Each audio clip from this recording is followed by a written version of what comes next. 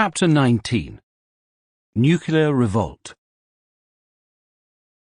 Mikhail Gorbachev first visited the Chernobyl nuclear plant on February the 23rd, 1989, almost 3 years after the catastrophe. He never explained why it had taken him so long. On his first and last visit to Chernobyl, the Soviet leader was accompanied by his wife, Raisa. The photos published in Soviet newspapers featured both of them dressed in white gowns, speaking to similarly dressed plant managers and a score of party and government officials in one of the reactor units of the troubled power plant. 3 of the 4 units of the plant were producing electricity in February 1989, but the problems caused by the explosion were far from over. In December 1988, the KGB reported to party officials in Kyiv on a number of problems with Unit 4, the sarcophagus that covered it, and the decontamination efforts. Scientists and engineers were still unsure how much radioactive fuel remained in the damaged reactor and what state it was in. They could not investigate more closely for lack of equipment capable of withstanding radioactivity levels above 200 rontgens per hour. Civil and military crews worked around the clock removing contaminated soil and burying radioactive trucks and equipment. But here, too, appropriate equipment was unavailable, and much of the work was done with primitive machinery, endangering the health of the workers and soldiers present and slowing down the whole process. The bulldozers that were removing contaminated soil often mixed it with clean soil, further polluting the area and spreading radiation instead of containing it. Then there were continuing problems with the sarcophagus itself. The shelter over the damaged reactor was partially built on the sections of the old unit's walls that had survived the explosion. This had been considered a brilliant architectural solution because it could save the lives and the health of construction workers. But now it was seen to display all the hallmarks and drawbacks of the Soviet quick-fix approach. The foundations of the reactor unit, which were never designed to bear large loads, were slowly sinking into the ground under the weight of the new concrete structure above it. The pouring of concrete onto the approaches to the sarcophagus in order to suppress radiation from the soil, as well as the construction of the underground concrete wall that was supposed to prevent radionuclides from contaminating the groundwaters of the Dnieper River basin, changed flow of groundwater beneath Unit 4 and thus made the foundations of the sarcophagus less stable. Mikhail Gorbachev had little to offer the struggling power plant by way of new funds, as the Soviet economy was in freefall, accelerated by declining oil prices on world markets, the main source of hard currency earnings for the state budget. He placed his hopes for improving Soviet economic performance in market reforms. In May 1988, 9 months before coming to Chernobyl, he managed to obtain parliamentary approval of a law on cooperatives, collective enterprises in the industrial sector and the service industry that broke the state monopoly on economic activity in urban areas and allowed non-state ownership of small businesses. But those were marginal changes. Partial reforms failed to revive the economy, which had always suffered from shortages of foodstuffs and consumer goods, but now went into a tailspin, leaving the shelves of Soviet stores half empty. The behemoth of the Soviet economy was showing fewer and fewer signs of life.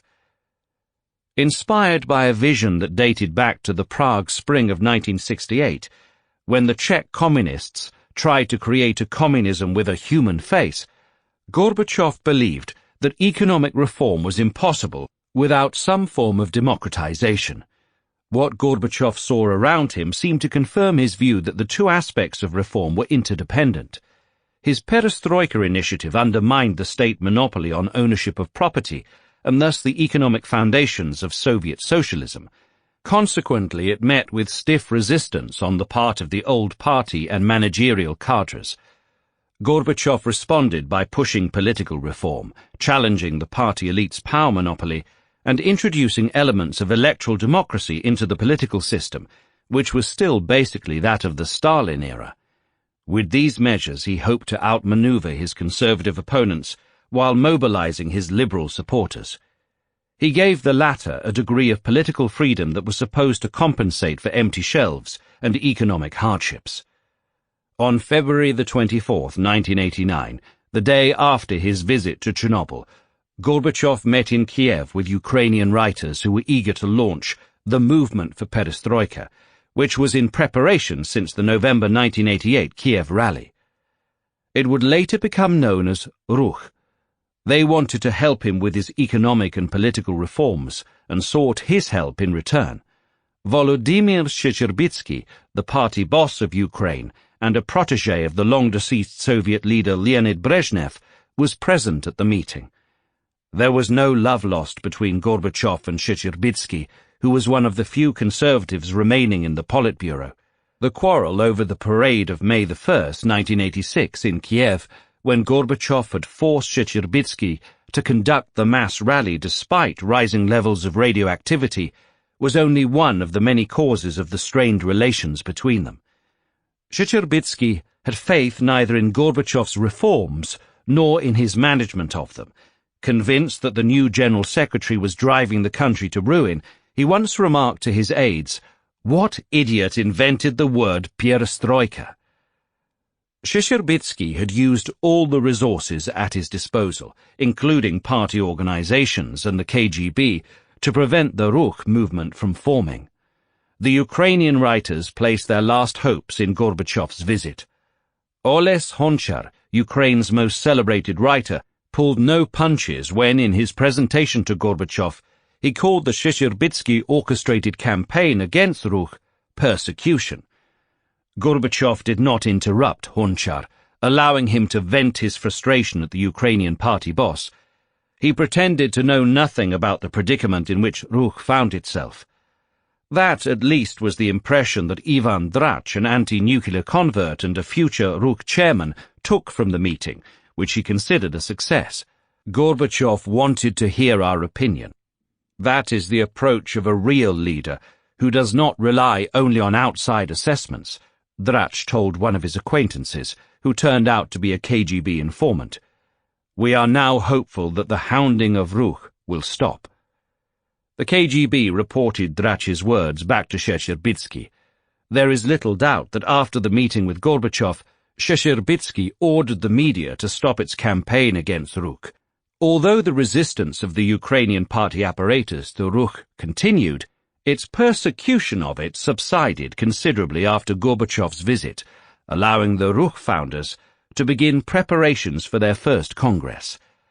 That Congress met in September 1989. A few weeks before it began, Gorbachev forced Shcherbitsky to resign. A new era was about to begin in Ukraine, significantly affecting the fate of the Chernobyl nuclear plant and the exclusion zone around it. The Ruch leadership would take no prisoners in the war on the nuclear lobby and its supporters in Ukraine. On February 16, 1989, a few days before the writers' meeting with Gorbachev, the Ruch program had been published in Literaturna Ukraina, Literary Ukraine, the newspaper of the Writers' Union of Ukraine.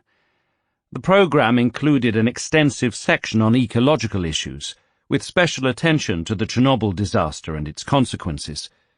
The ecology section followed the section on social justice, and preceded sections on the nationality question, culture and language, which were all important to the writers. The Ruch program called for the shutdown of the Chernobyl nuclear plant and of all other RBMK reactors in Ukraine. A halt to the construction of new nuclear power plants in Ukraine, no matter what reactor type they were designed to use, medical examinations for the entire population of Kyiv and other regions adjacent to the Chernobyl power plant, and rehabilitation measures for those adversely affected by the disaster. The Ruch program was published in time for the first semi-free elections to take place in the Soviet Union since the revolution of 1917. In order to speed up reforms of the Soviet political system, Gorbachev had decided to create a new institution, the Congress of People's Deputies, a super-parliament of 2,250 representatives. 1/3 of the deputies would be appointed by the party, while 2/3 would be elected by the voters. The elections were scheduled for late March and early April 1989, with the Congress to begin work in May. The elections turned into a battle between the Communist Party appointees and the representatives of the new democratic movements, who treated ecological concerns as seriously as they did the political and economic problems that were besieging the rapidly declining Soviet system. Throughout the Soviet Union, the leaders of the now awakened civil society, distressed by economic hardship but encouraged by Gorbachev's political reforms, turned to eco-activism. It soon took on the features of eco-nationalism, a political movement whose leaders linked concerns about environmental protection with ethno-national agendas, presenting their republics as the principal victims of the centre's environmental policies. Nuclear power plants were depicted as embodiments of Moscow's eco-imperialism. In Lithuania, controversy centered on the Ignalina nuclear power plant, which ran on Chernobyl-type reactors. In September 1988, Sąjūdis, the Lithuanian Popular Front, which served as one of the models for the Ukrainian Ruch, mobilized close to 20,000 people to form a human ring of life around the Ignalina plant. The plant was perceived as not only an ecological but also a cultural threat to the Lithuanian nation. Like the Chernobyl plant, it was staffed largely by Russians and representatives of other non-indigenous peoples.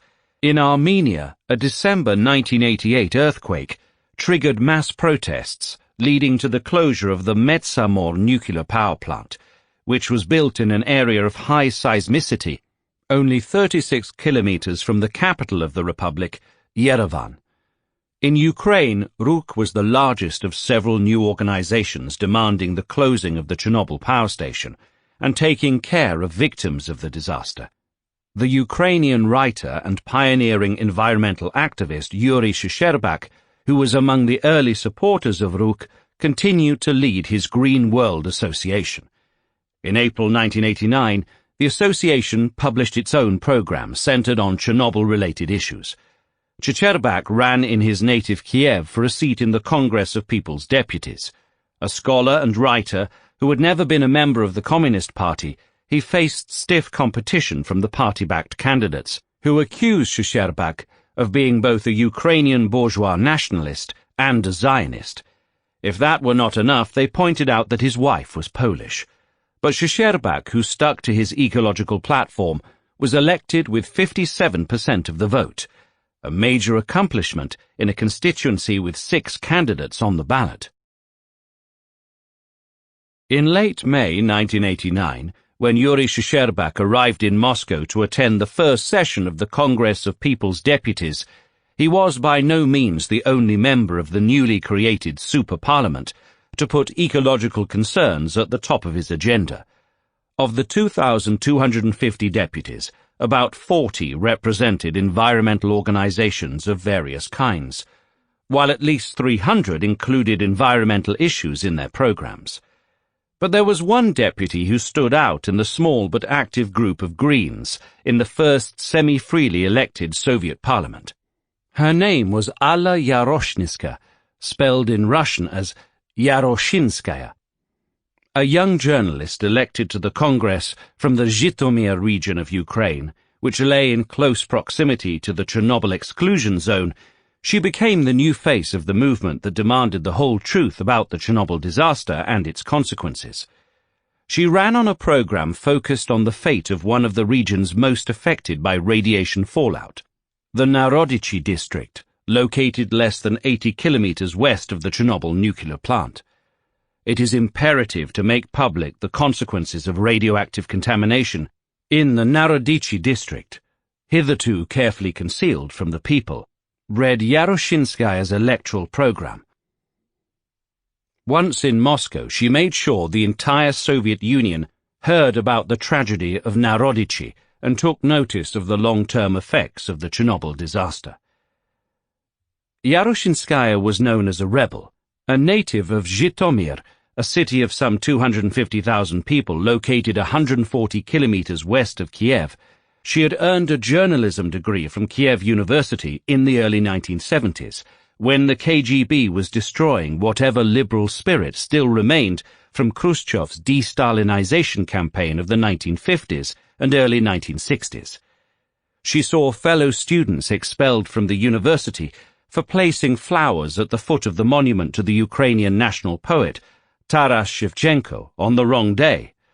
It was fine to celebrate his memory in March, but not in May, as doing so in May was considered an expression of Ukrainian nationalism, which was to be suppressed.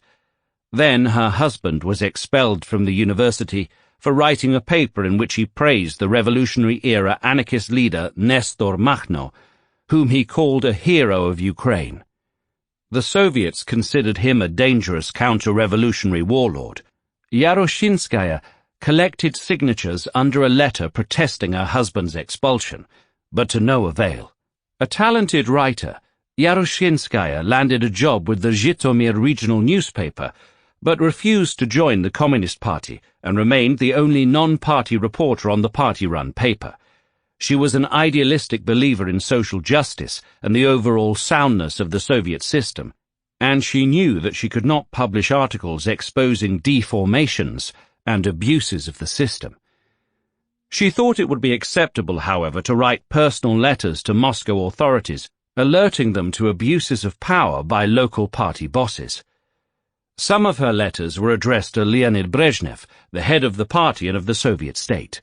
One day she was summoned to the regional party headquarters and ordered to stop writing letters if she wanted to keep her job. She was also called into the KGB to discuss her political views, and on one occasion she was even abducted for a few hours. A KGB colonel drove her to the outskirts of the city as part of an attempt at intimidation. Yaroshinskaya was not cowed by those tactics. The election of Gorbachev as General Secretary of the party revived Yaroshinskaya's hopes of working for a better and more just society. In 1986, she and a fellow journalist, Yakov Zaiko, established a club called For Perestroika in Zhytomyr. The communist media accused them of trying to create a political party, a crime tantamount to high treason in the pre-perestroika USSR. There was no hope of publishing anything critical of corrupt local party officials in Zhytomyr's newspapers, so she tried more liberal media outlets in the capital. It worked. Glasnost had yet to reach Zhytomyr, but it was taking its first steps in Moscow. In June 1987, the second most important Soviet newspaper, Izvestia News, published an article by Yaroshinskaya attacking the Zhytomyr party bosses for their intolerance of criticism and persecution of opponents. The party bosses fought back, forwarding a letter to the Moscow Central Committee signed by 19 local reporters who attacked Yaroshinskaya. Her own newspaper called a party meeting at which the authorities grilled her for 6 long hours.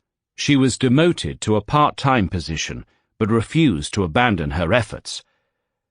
In the fall of 1987, Yaroshinskaya, then 34 years old and a mother of 2, asked her male boss for a day off. He refused.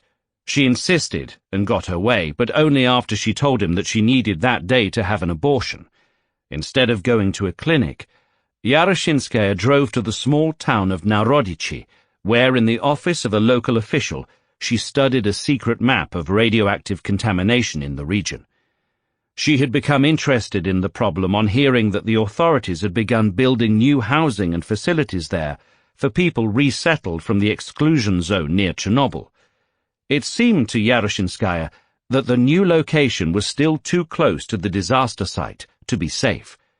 When she asked her editor for permission to visit the new settlements, he had refused the request, telling her that it was none of their business. Theirs was a regional newspaper, while decisions on resettlement were made at the Republican and all-union levels. It was up to Moscow and Kyiv-based newspapers to look into the matter, but Yaroshinskaya would not take no for an answer. The first village in the Narodichi district that Yaroshinskaya visited in complete secrecy from her editor was called Rudnya Ososhnia. It was under constant radioactive monitoring. The local school was closed when radiation levels in the building exceeded 1.5 rem per hour, but the authorities kept their construction program going, expecting people to keep living there. The workers whom Yaroshinskaya met at the local construction site were tiring easily and developing headaches. They were paid supplements of 30 rubles per month, allegedly for better nutrition. The workers called it coffin money.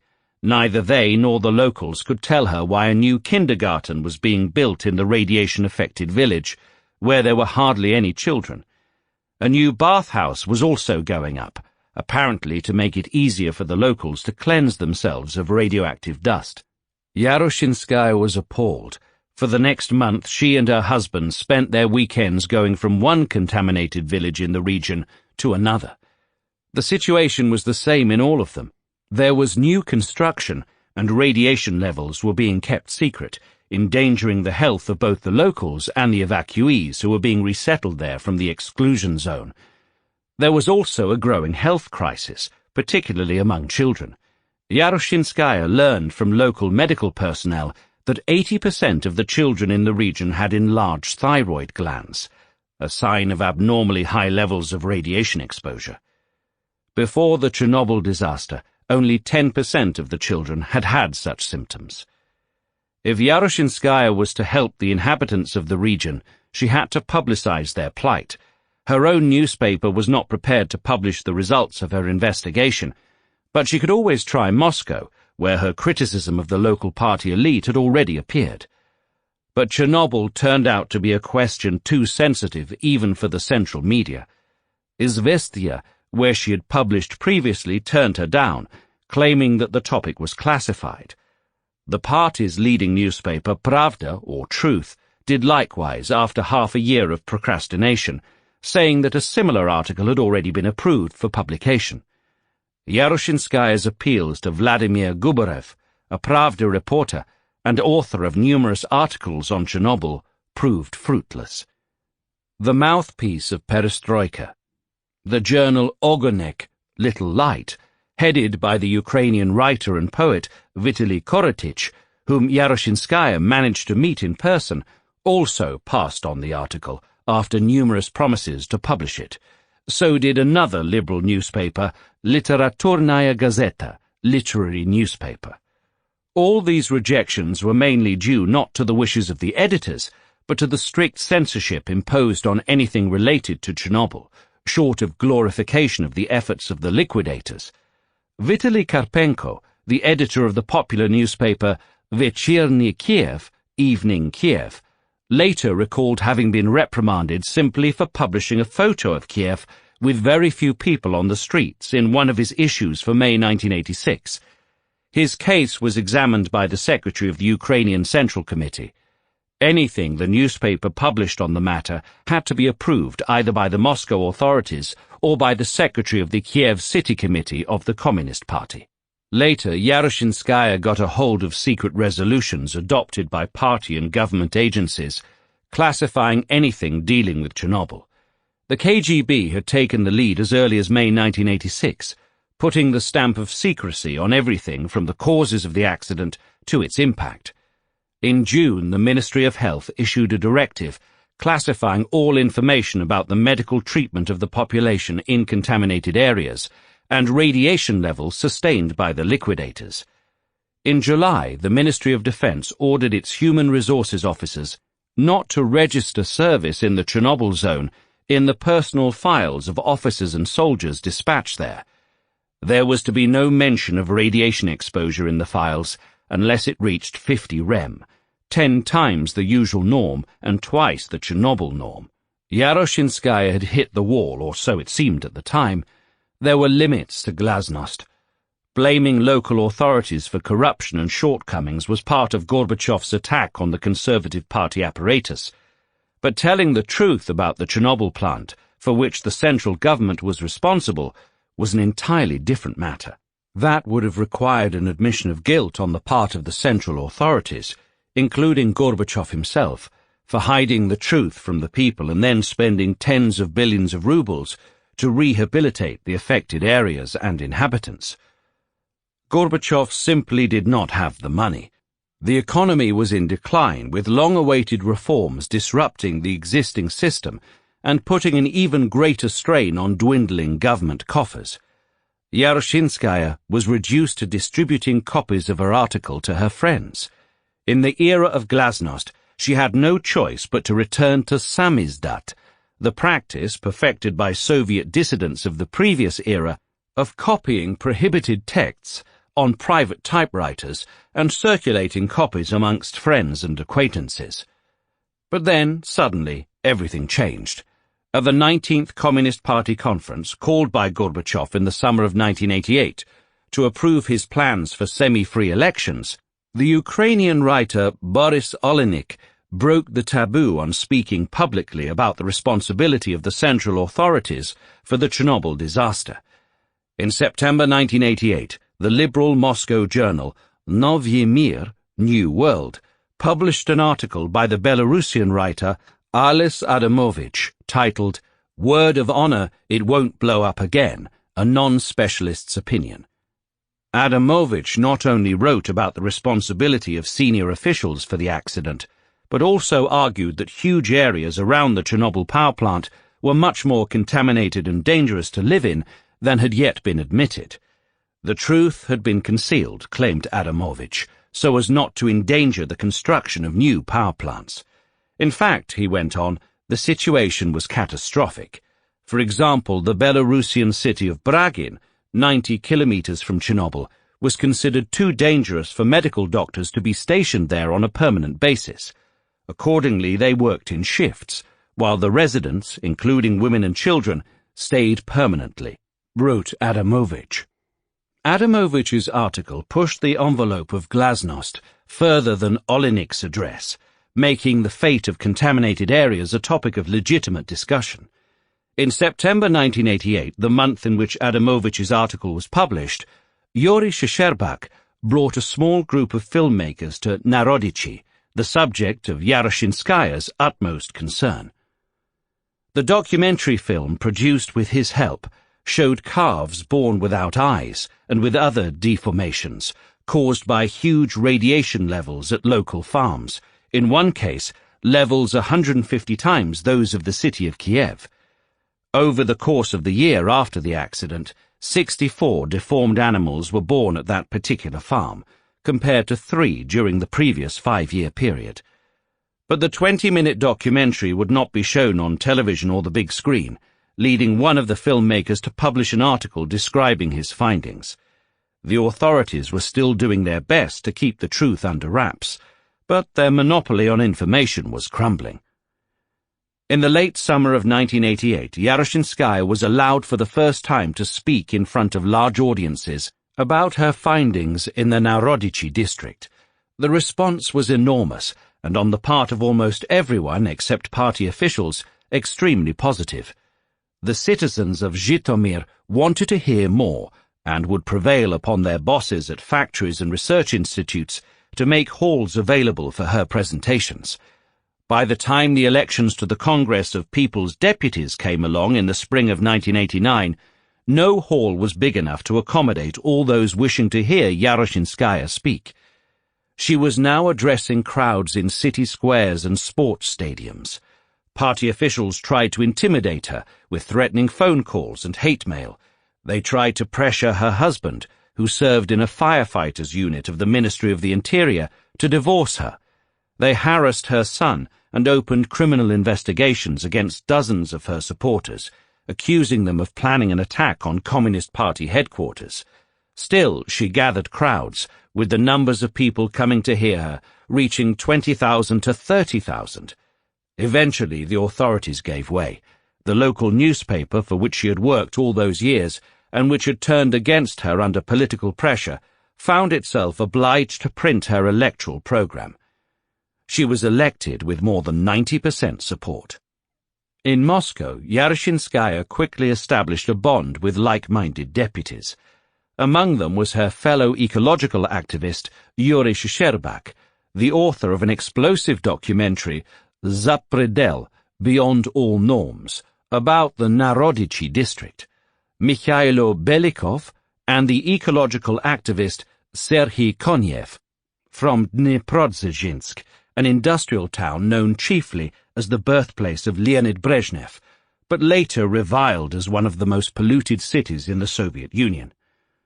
Once Mikhail Gorbachev opened the discussion at the Congress of People's Deputies, Yaroshinskaya and Chicherbak put themselves on the speakers list, hoping to get a chance to talk about the ecological consequences of the Chernobyl disaster, but neither Gorbachev nor any of the officials chairing sessions invited them to speak. Yaroshinskaya then took the initiative, approaching Gorbachev at the dais, to ask him to allow her to speak on the Chernobyl issue, and Gorbachev obliged. She used her 3 minutes at the podium to talk about the Narodichi district, the contaminated villages and the lies told by Ukrainian health officials, who had claimed that levels of radioactivity in the region had done no harm to those who continued to live there. She characterized the situation as scandalous and handed Gorbachev Belikov's documentary about Narodichi. The veil of official silence on the consequences of the disaster was slowly being lifted. After her presentation, Yaroshinskaya received dozens of telegrams and letters congratulating her on her courage. In the following days, other deputies raised their voices against the government's concealment of information on the issue. Among them was a medical doctor from the Mahilau region of Belarus. The party boss of Belarus, Yevgeny Sokolov, went to the podium to declare that 18% of Belarusian territory had been contaminated by the Chernobyl fallout. Yaroshinskaya was appalled that the most senior official in the Ukrainian delegation, Prime Minister Vitaly Masol, remained silent. But when she returned to her native Zhytomyr and held her first meeting with her electors at the packed city stadium, and later met with the people of Narodichi, she could tell them that things were changing. Before the end of summer, a government commission headed by the Soviet Deputy Prime Minister was already in Narodichi, accompanied by the deputy head of the Republican government and the party boss of the region. The KGB informed Ukraine's party boss, Volodymyr Shcherbitsky, about the session of the Academic Council on Radiobiology of the All-Union Academy of Sciences held in Narodichi. Close to 800 people had gathered at the Narodichi Cultural Center on June the 13th to meet with the scientists. Some members of the audience called for strikes to force the authorities to proceed from finally acknowledging the problem to doing something about it. But aside from reporting on such demands, there was little that the KGB could do. The political situation was changing. By the fall of 1989, not only Ukraine but also neighboring Belarus was in ecological revolt against the communist authorities. In Belarus, the first mass demonstration took place in the capital Minsk on September the 30th. Government officials tried to stop the buses that were bringing people from contaminated areas in the Homel and Mahilau regions to take part in the rally, but they failed. Close to 30,000 people listened to the leaders of the Belarusian Popular Front, an analogue of the Ukrainian Ruch, which had been created a few months earlier in virtual exile in the Lithuanian capital of Vilnius. No Belarusian party or state official addressed the people. The authorities were in denial, if not of the grim consequences of the Chernobyl disaster, then of the fact that they had lost their monopoly on information and political action. The elections to the Congress of People's Deputies and the work of the Congress helped lift the veil of secrecy over the ecological effects of the Chernobyl disaster, but they did little to bring the anti-nuclear activists closer to their ultimate goal of shutting down Chernobyl and other nuclear power plants using RBMK reactors. The activists got their chance, however, with the elections to the Republican parliaments that took place in early March 1990, the second stage of Gorbachev's political reform. This time there were no party-appointed deputies. Everyone who would occupy a seat in the new Republican parliaments had to be elected, and the results came as a major surprise to Gorbachev and the other officials in Moscow. The deputies to the All-Union Congress in the summer of 1989 had only been able to name and shame. The deputies to the Republican parliaments in the spring of 1990 turned from words to actions. The voters in a number of republics elected proponents of national independence, who associated it closely with the idea of denuclearization. But the degree of anti-nuclear zeal among the new deputies differed from one republic to another, depending on the distance it wanted to establish between itself and Moscow. Lithuania, the site of the Ignalina nuclear power plant, where mass rallies in support of shutting it down had been held in the fall of 1988, was the first republic to declare its independence from the Soviet Union. The declaration was made in March 1990, soon after the newly elected Republican Parliament met for its first session. Alarmed, Gorbachev responded with an economic blockade of the rebellious republic.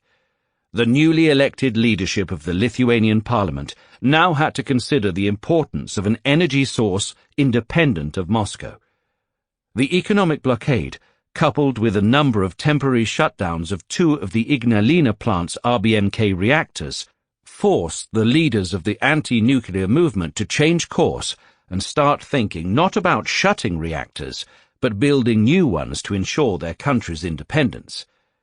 Nuclear activism was turned on its head. In Ukraine, where the political elites were still far from seriously considering the possibility of separation from Moscow, but where the impact of the Chernobyl disaster had become an urgent issue, anti-nuclear activism not only survived the elections of 1990, but grew in strength. In February 1990, in the middle of the electoral campaign, and in an attempt to remove the Chernobyl issue from Ruch's political arsenal, the communist leadership of Ukraine orchestrated a decision of the outgoing communist-controlled parliament to shut down the Chernobyl power plant by 1995. The authorities also refused to register Green World as a separate party and prevented its members from running on a party platform. But these desperate moves to eliminate Chernobyl as a central political issue had little impact on the outcome of the elections. Among the most popular election slogans was a rhyme that blamed the Communist Party for the Chernobyl disaster and looked forward to seeing it expire at the nuclear plant. Chai żywi KPRS na Chernobylski AES. Long live the CPSU at the Chernobyl Atomic Energy Station. 3/4 of the leaflets produced in Ukraine during the electoral campaign included references to Chernobyl and ecology, which appeared to be more important to the electorate than questions of the economy and social justice. More than 100 deputies elected to Parliament, roughly 1/4 of the total, joined the pro-Ruch parliamentary caucus known as the People's Council, a stunning blow to the seemingly all-powerful party machine. In April 1990, the 4th anniversary of the Chernobyl disaster was marked by rallies in towns and settlements near all the nuclear power plants in Ukraine. In the town of Netyshin, next to the Khmelnytsky nuclear power plant in western Ukraine, about 5,000 people rallied. In the city of Rivne, in the same region, some 3,000 demonstrated. They demanded the closure of the Khmelnytsky and Rivne plants, which were located roughly 100 miles apart. The protesters, largely local, spoke Ukrainian and carried signs denouncing the party and attacking the mostly Russian and Russian-speaking personnel of the two power plants. They tried to break through the gates of the plant in Netyshin, but were stopped by guards. The Netyshin rally supported the workers of one of the local concrete-producing facilities, who had stopped supplying concrete for the construction of a new unit at the Khmelnytsky plant. Those workers called on other workers to join the strike. The KGB was alarmed and informed party officials in Kyiv about the danger of mass unemployment in Netyshin if the authorities caved in to pressure and shut down the Khmelnytsky plant. The Ukrainian authorities sought a compromise. In the summer of 1990, the new parliament, continuing the trend started by its predecessor, which had decided to shut down Chernobyl, introduced a 5-year moratorium on the construction of new reactors on Ukrainian soil. The parliament also created a special commission to deal with problems related to the Chernobyl disaster, and to investigate the role of the Moscow and Kyiv authorities in withholding information about the dangers presented by the explosion. The main goals of the ecological movement had been achieved. Ahead was the difficult task of finding and managing scarce resources to rehabilitate the people and territories affected by the disaster.